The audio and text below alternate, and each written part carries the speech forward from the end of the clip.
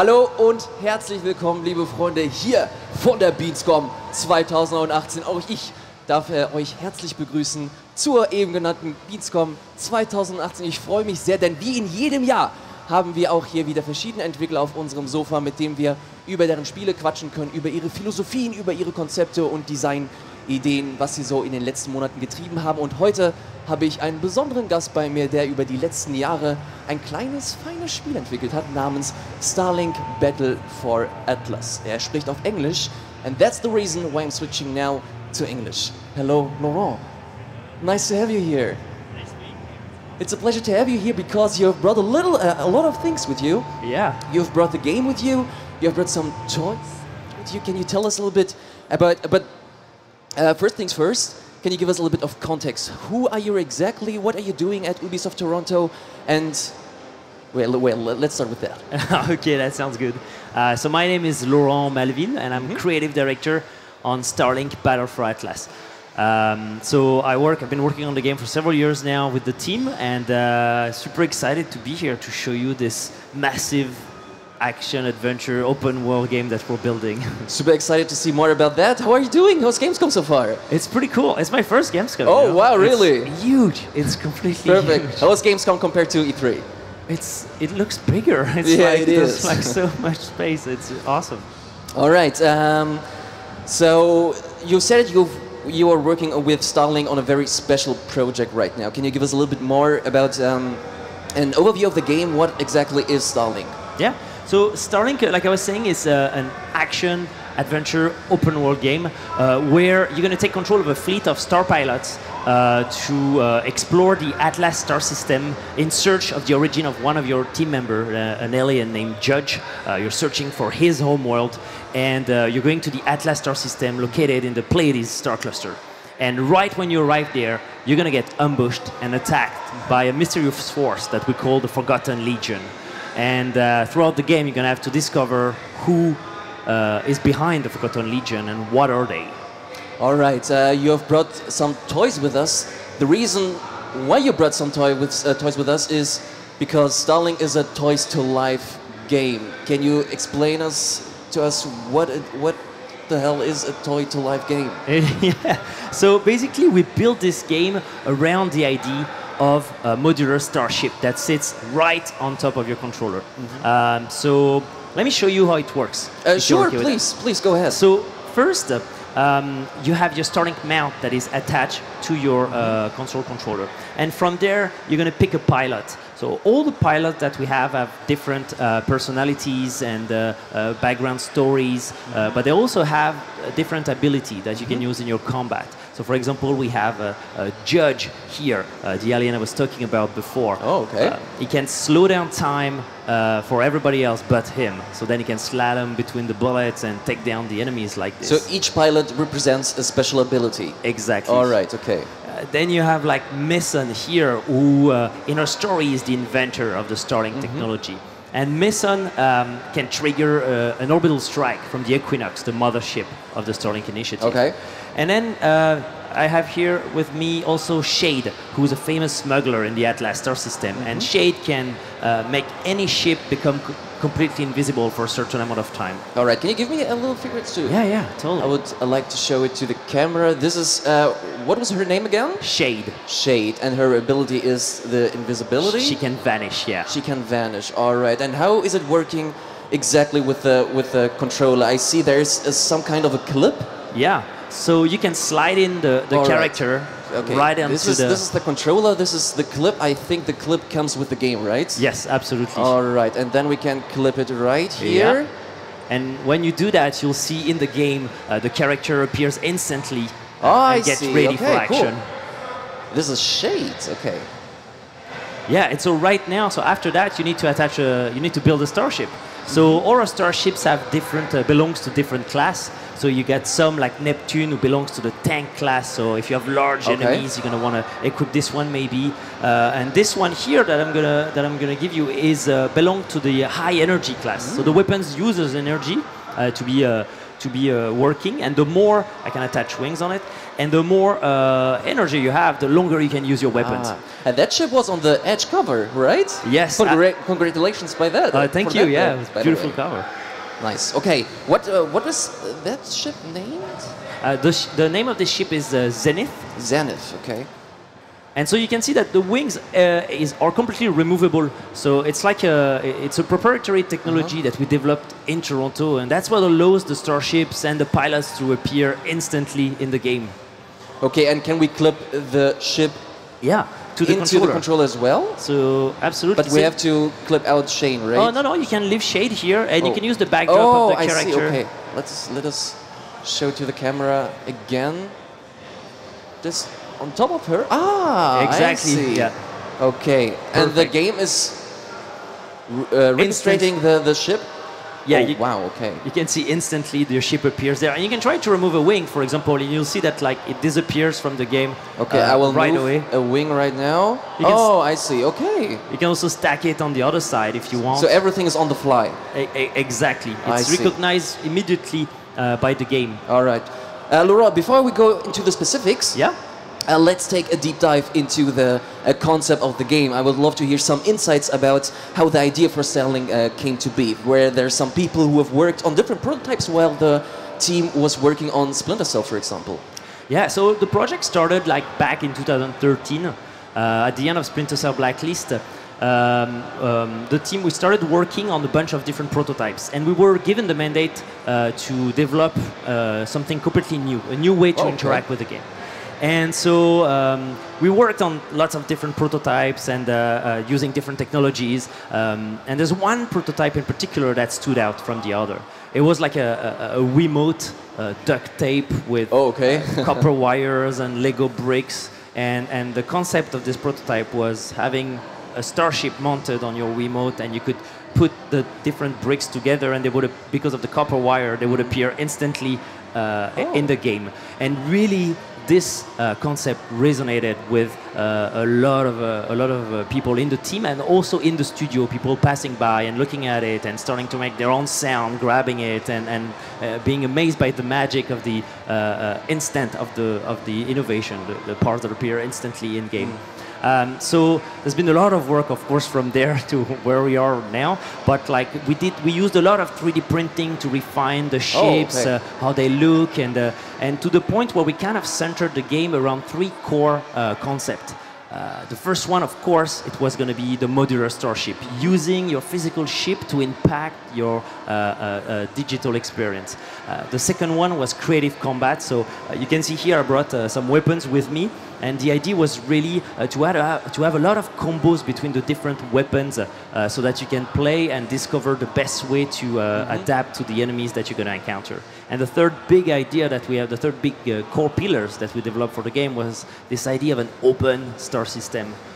So completely seamless navigation between different planets and the enemies that can take over those worlds dynamically as you play the game. I see. So you've worked on games like big titles like Assassin's Creed, like Splinter Cell. Why now a Toys to Life project like Starlink? The genre got a pretty rough downfall after the success of Skylanders. The market for that kind of game seems way smaller than expected. So the idea is like a lot of us, you're right, a lot of us come from different projects at Ubisoft, so Assassin's Creed, Watch Dogs, Far Cry, and really what we wanted to do with Starlink is create something that would feel fresh, new, and exciting, and a new way to really interact with your game. And so really from this innovation of the modular starship, that's something we've been focused on for a long time, and we were like, we think we have something completely new that player will have a blast to discover, and we've crafted, I was talking a bit about the different planets that we have in the game, 7 worlds that you can explore completely freely, and really there's really a magic to like fly through an uncharted world that you haven't seen before and discover its history and its own flora and fauna. So for us, building this game, it was really a lot about innovation and having a game that proposed something really new and exciting for players to discover. Why do you think the game grabbed the attention of the team? What is special compared to other Toy to Life games like Skylanders, like Disney Infinity? What is special? Would you say that it is the modular concept that is changing on the fly, or is it the story, the world? What do you think is unique in Starlink Battle for Atlas? I think it's a combination of several things. So of course, the modular starship that you can see here, this is something that is very dear to us, and I think this is truly something amazing, because if you're and even if you're an adult, but if you're a younger player, it's something I find completely magical that you can build your own starship.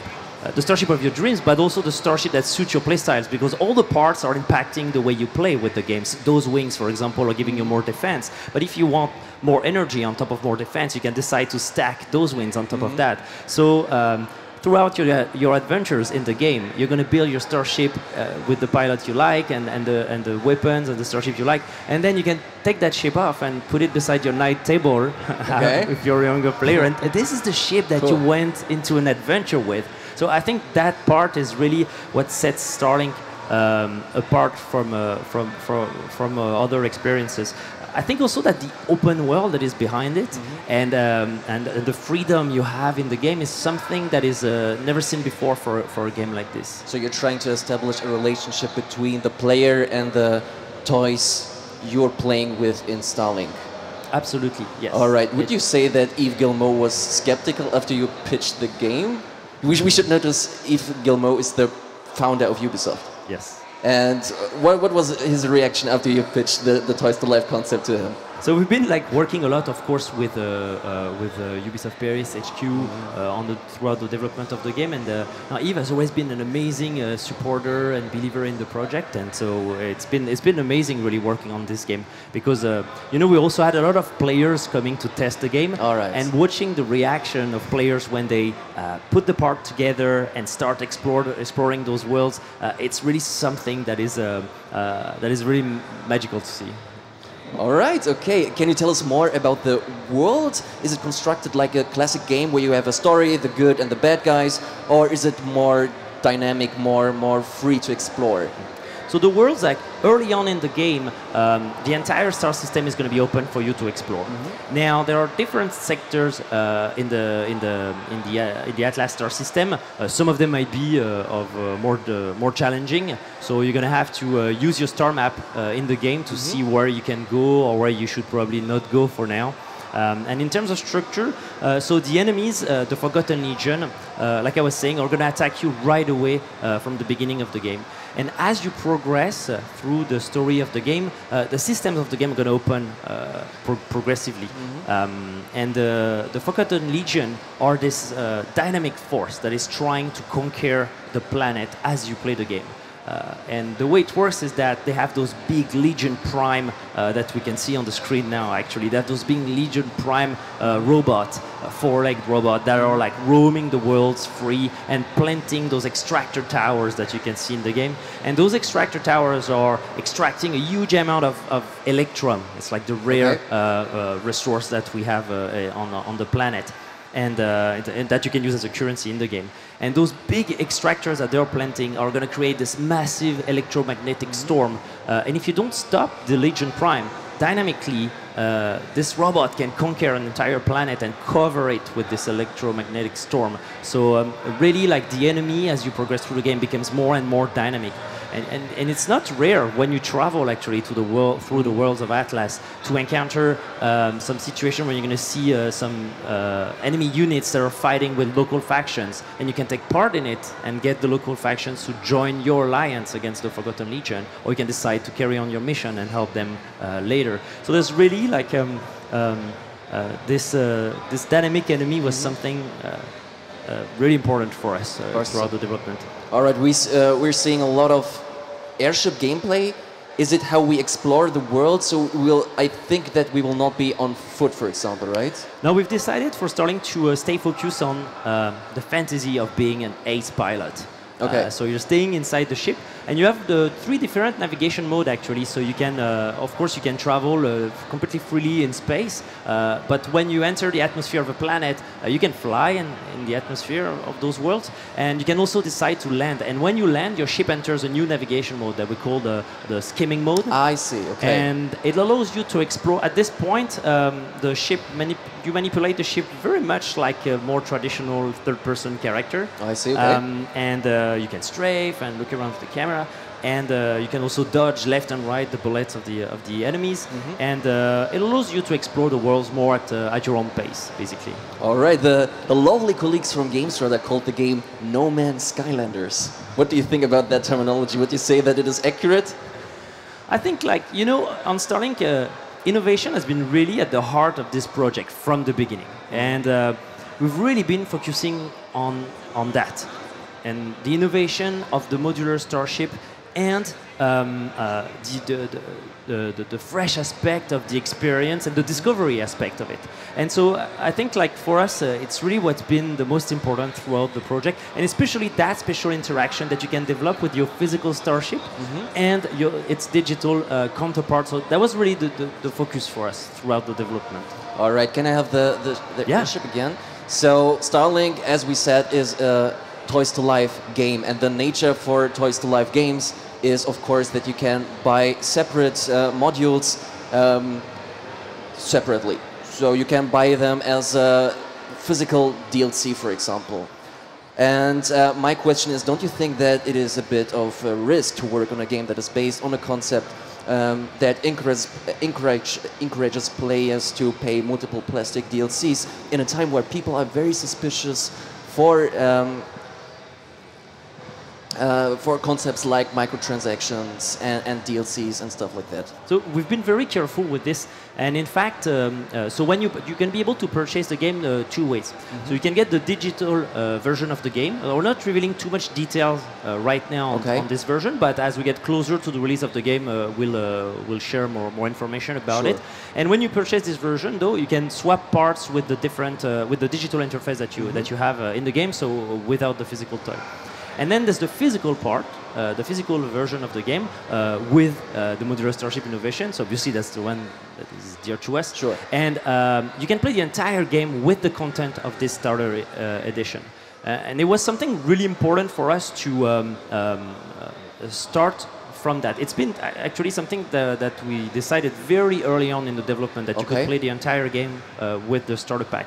And in our mind, why you would acquire new starships or pilots or weapons in your collection, it's much more of a, kind of a deck building philosophy. So that was the intention we had with it. So you want to get a new starship because you think the new starship is really cool and you want to add it to your collection, but also because, it's going to bring you new strategies for your combat. But you weren't blocked with what you had in the starter pack. You could complete the whole game with it. So that's the idea that we've been working with for Starlink. So what you're saying is that you are not blocking some gameplay elements with that kind of paywall. So everything is playable with the starter set. Absolutely. There are some recommendations. Of course, in the game you can see the other weapons you could have, the other starships or pilots you could have, and there's some recommendations sometimes how you could approach a challenge with some weapons that you might not have. But you can there's always a way to solve a problem with the starter pack, so you can really finish the whole game with it. All right, Warner and Activision aimed with Lego and Skylanders for a very young group of people. But with Starlink, it seems like you're looking for an older audience as well. How are you trying to make Starlink more appealing for people, let me say, about their 20s or 30s? So that's a good question. It's actually something that throughout the development we started with this idea of developing the game for 8, 9 to 12. That was 12 years old. That was already a core target at one point. And as we were having players coming to play the game, we realized that there was really a gap in the market between traditional kids game experience, and they're usually more linear and a bit more old school. And right after that, there's very few games in the middle, and right after that, on the other side of the spectrum, you have big AAA open world experience that are often 18 plus. And so we realized that there was a gap with not a lot of games for younger players to play there. So that's why we decided to fill that gap with Starlink and have an experience that would be what they can expect, because younger players today are not like before. They expect like amazing amazing games with a lot of depth and RPG mechanics and a lot of a big world to explore. And so this is what we did on Starlink, is we decided to not talk down to younger players and really offer a game that would be challenging, that has lots to discover in it. And we hope that like young players are going to have a blast with it, but that other players, or the older players, also are going to have a blast with it, because at the end, when a game is fun, it's fun. All right. So again, the different modules, if you buy them, they give you more variety in gameplay, and it is possible to buy them digitally, right? So right now we're not revealing all of that right now. Again, but you're thinking of that, right? I really can't say anything on that right now. Because I'm asking myself, you want to sell those things, right? So it is kind of a risk to sell them digitally. Yeah, you could see it like that, but the idea really, like I said, it was to be innovative with the project in the way, because in the way we offer Starlink. So this is why we decided to go with a digital version of the game, the physical version of the game, and even if you get the physical version of the game and you decide to play digitally after that, if you're on Switch, for example, and you go on the go, so you can also play digital from the physical version. And the idea, even with the business model, was really to take the approach of more of a positive reinforcement. So you will never see in the game a planet that blocks you, that you can't go because you don't have the right ship. That's really not the approach that we took. We wanted players to experience freedom, and if they decide to collect more pilots and starships and weapons, because they're excited about it and not because the game told them that they couldn't progress without it. All right, you have mentioned Nintendo, and of course we have to talk about the collaboration between Ubisoft and Nintendo for Starlink Battle for Atlas. You have announced at E3, correct me if I'm wrong, yes, that Fox McCloud entered the game. How did that collaboration came to be? So it's actually an incredible story. So last year, E3 2017, we went to present Starlink. And we actually revealed Starlink at the Ubisoft press conference. And we had like a behind closed door room. It's a very small room, very hot in it. And can imagine that. Yeah. And we had Nintendo coming by, and so we were super excited, and we're like, oh my god, Nintendo is coming. So we did the demo for Nintendo, and at the end, I remember that one of the Nintendo representatives who was there asked us, like, is it okay if I come back with more people? And we're like, absolutely. So they came back several times. And up to the end, where we had the incredible privilege to have Reggie Fils-Aime right there. Cool. And at the end, so E3 finished up, and several weeks later, we got the news that we were invited in the Nintendo headquarters in Kyoto to present Starlink to Mr. Miyamoto himself. Were you nervous? Oh my god. Yes, it was a mix. You know, it was a mix of being nervous, but also it's kind of your childhood dream. Sure. As a game developer, it's like cool. it's incredible. So yeah, it's a mix of nervous, excited, but nervous but excited constantly. So we were also invited to present what would be what it could look like, Star Fox in Starlink. So what we did is, like, we worked a lot on this presentation, I can tell you. Nice. And we presented Starlink and how Fox McCloud could be integrated in Starlink on Nintendo Switch, and at the end, so we had some feedback, and a couple of weeks later, we learned that we got the green light to continue. So we were ecstatic. I can tell you that moment on the floor of on the development floor of Starlink was like when we announced to the team, okay, we are doing it. It was an incredible moment. It is super funny because a couple of months ago I had the opportunity to talk with Davide Soliani, the creative director of Mario and Rabbids, and he told me the exact same thing. He went through the same hell, he was nervous as hell, and then he got the green light and he was the happiest person in the world. Have you talked with each other before you have pitched the game? So I was so it's actually a funny story. I was so like, we wanted to do an amazing presentation, you know, because we were excited about this. And so we worked so hard on this, and we arrived to Kyoto, and we were in the hotel room, and we were rehearsing. And I was like, oh my God, I need to send a message to Davide, like, why, is there anything I should? Sure. And so I'm like, why did I do it before? Of course, Davide. And so I sent him an email, and he replied to me, and his answer was amazing actually, because he was like, What was his answer? It was just like, hey, you know, just be yourself. You know, He played it cool. Present. Yeah, yeah, totally. So I was like, okay, that's awesome. I'm gonna go with it. All right, okay. Of course, we have to show the airship for Fox. Yes, absolutely. So here it is. So it's on its support now, but look, I'm gonna remove it so you can hold it. Okay.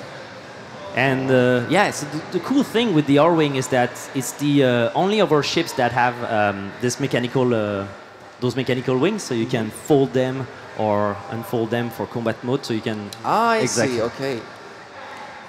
So this is combat mode, I guess? Yeah, when you go like this, and then you can just fold it like this for...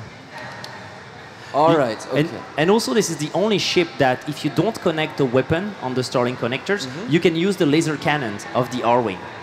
So you can effectively use the wings as weapons. All right. Has Fox some interesting role in the story or something like that? Or is it just like a gimmick for Switch users? No, so actually Force is a bit more than just a guest in Starlink Battle for Atlas. We have actually a special Star Fox mission where players are going to discover a bit more of the reason of the presence of Fox McCloud in the Atlas star system. So we're not revealing that just yet, but very soon we'll talk more about it. Perfect, Laurent. I'm super excited to see more about Battle of Atlas Starlink in the next couple of months. I hear that we have to come to an end. Okay. So again, thank you so much for your time. It was a pleasure to talk with you. It was super cool to hear your stories, and I wish you all the best for the future with the game, with the development, and yeah, take care and have a good one. Thank you so much. Thank you, dear Laurent. Das war's, liebe Freunde. Starlink Battle for Atlas. Super spannendes Ding, weil es eben doch dieses Toys to Life Konzept verfolgt, das eigentlich schon fast gescheitert ist, aber Ubisoft dann doch letzten Endes versucht, da einen kleinen Kniff zu finden. Finde ich super interessant, werden wir wahrscheinlich ein klein wenig später auf dem Sender besprechen, wenn es denn ein bisschen fortgeschrittener ist und es dann rauskommt. Jetzt geht es auf jeden Fall weiter mit ganz viel anderem Programm. Ich gucke mir jetzt ganz viele andere Spiele an. Um 19 Uhr gibt es dann das Recap hier auf Rocket Beans TV, wo wir dann in aller Ruhe über verschiedene Spiele sprechen, wie zum Beispiel Cyberpunk, Sekiro und vieles mehr. Ich wünsche euch viel Spaß. Wir sind fürs Erste raus. Danke fürs Zusehen und viel Spaß mit der Gamescom 2018.